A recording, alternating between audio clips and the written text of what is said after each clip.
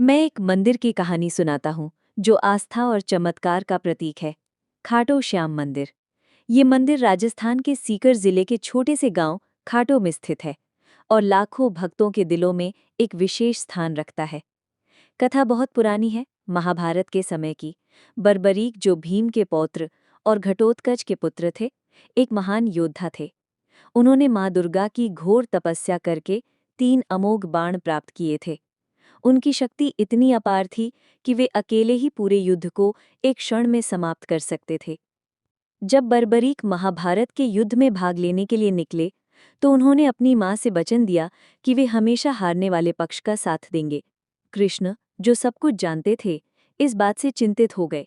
यदि बर्बरीक हारने वालों का साथ देते, तो युद्ध कभी समाप्त नहीं हो पाता, क्योंकि हर पक्ष एक समय पर कमजोर पड़ता। कृष्ण ने ब्राह्मण का वेश धारण कर बर्बरीक को रास्ते में रोका और उनकी शक्ति की परीक्षा लेनी चाहिए। उन्होंने बर्बरीक से पूछा कि वे इन 3 बाणों से क्या कर सकते हैं।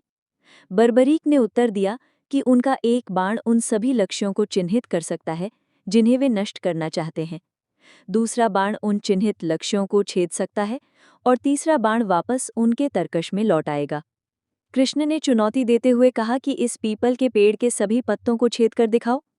बर्बरीक ने अपना बाण चलाया और कुछ ही क्षणों में सभी पत्ते छिद गए। कृष्ण ने चुपके से अपने पैर के नीचे एक पत्ता छुपा लिया था। बाण उस पत्ते के चारों ओर घूमने लगा, लेकिन उसे छेद नहीं पाया। बर्बरीक ने कहा कि कोई ऐसी शक्ति है जो इस पत्ते को छेदने से रोक रही है। कृष्ण ने अपना असली रूप दिखाया और बर्बरीक को उनके वचन की याद दिलाई। कृष्ण ने बर्बरीक से पूछा कि वे किसका साथ देंगे, क्योंकि हर बार एक पक्ष कमजोर होगा और उनका वचन युद्ध को कभी खत्म नहीं होने देगा। बर्बरीक ने कृष्ण की बात समझी और महसूस किया कि उनका ये वचन धर्म संगत नहीं है। उन्होंने स्वेच्छा से अपना शीश दान करने का प्रस्ताव रखा ताकि धर्म की रक्षा हो सके। कृष्ण उनकी महानता और बलिदान से बहुत प्रसन्न हुए। कृष्ण ने बर्बरीक को वरदान दिया कि कलयुग में वे श्याम नाम से पूजे जाएंगे और हारे हुए लोगों का सहारा बनेंगे।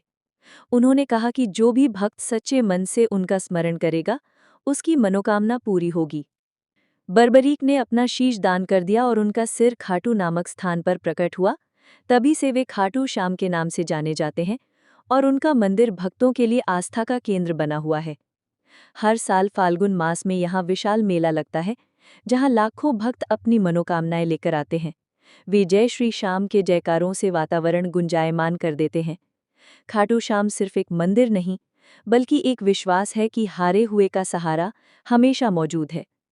ये कहानी हमें त्याग, धर्म और अटूट श्रद्धा की शक्ति सिखाती है।